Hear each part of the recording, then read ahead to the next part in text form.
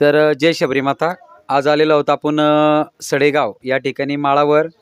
आज आपल्या आदिवासी वस्तीवर आपण शबरी माता सहकारी योजनेचे या ठिकाणी फॉर्म भरण्यासाठी या ठिकाणी आलेलो आहोत. तर आपण आज तुम्ही बघू शकता आणि पूर्ण महाराष्ट्रामध्ये आदिवासी बांधवांनी या योजनेचा लाभ घ्यावा. आणि या योजनेमधून कसं की आतापर्यंत दवाखान्यासाठी व आपले रोजगार असेल व घरकुल असेल व तुमचा कुठलाही प्रश्न असेल, हा फॉर्म भरल्यानंतर शबरी माता सहकारी योजना आपल्याला पूर्ण सपोर्ट करणार आहे.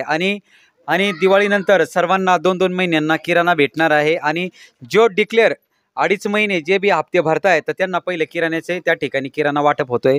1 तारखेला कारेगाव ह्या ठिकाणी किराणा वाटप आहे. ज्यांनाही त्या ठिकाणी वेळ असेल तर त्या ठिकाणी तुम्ही येऊ शकता. जय शबरी माता. आजी बोलते का काही?